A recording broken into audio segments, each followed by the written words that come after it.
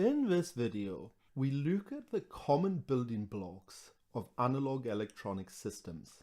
Let's start with the most important circuit of them all, the amplifier. Amplifiers make signals bigger, that is, voltages or currents or both. Or perhaps more accurately, they make signals the right size for further processing. Amplifiers were what made the modern era of electronics possible. For example, in an early telephone system, the voice signal picked up by the handset microphone wasn't big enough to hear or to power a loudspeaker. Amplifiers made the signal large enough to do this. Also, modern radios or televisions wouldn't be possible unless circuits were available to amplify the minute voltages picked up by the aerial. The symbol for an amplifier is a triangle on its side, as shown on the screen.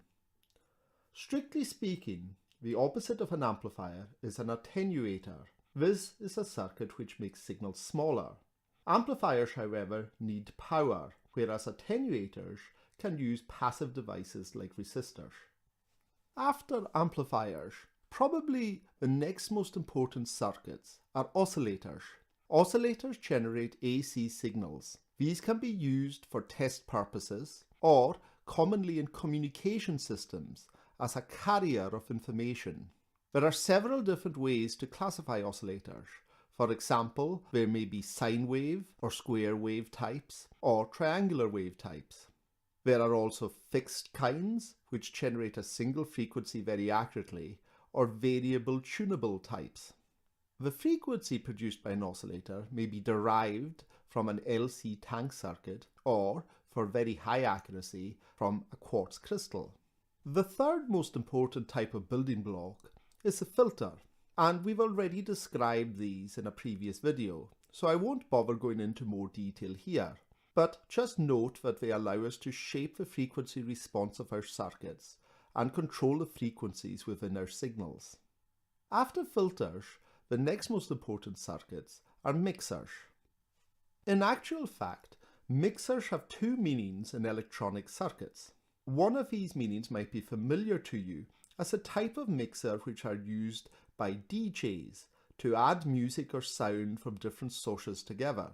These are called additive mixers, and they are not actually the type that I'm going to discuss here. Additive mixers are actually just fairly simple amplifiers, as we'll see later. The type of mixer I'm going to emphasize instead is called a multiplicative or nonlinear mixer, and is a vital circuit in communication systems. It takes two inputs and combines them together nonlinearly. This is a complex term which we'll discuss later in the course in more detail. But one good example is by multiplying the signals together. The result of this operation is a generation of several new signals, and in particular two important ones. One new signal is at a frequency of the two input signal frequencies added together and is called the upper sideband. And the other one is at a frequency of the difference of the two input frequencies and is called the lower sideband.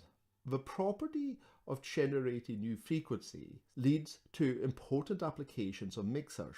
These are, firstly, they can be used to produce a new higher frequency by mixing together two lower ones. This is useful for producing high frequencies in communication systems. Secondly, they can be used to produce amplitude modulation, or AM, for radio transmission.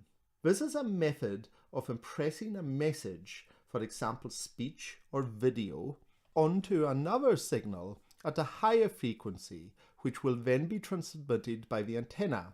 This higher frequency is what we tune into when we pick up a station on our radio, and is called the carrier wave, or just the carrier for short. In this application, F1 is a carrier wave, and F2 is the message or information that we wish to transmit. Mixers can also perform the opposite operation, demodulating amplitude modulation, or AM, into a message which we can then process and listen to. The final circuit that I would like to mention is the analog to digital converter, and its opposite, the digital to analog converter. Digital circuits like computers process only two voltage levels, sometimes 0 volts and 5 volts. These are known as binary 0 and binary 1.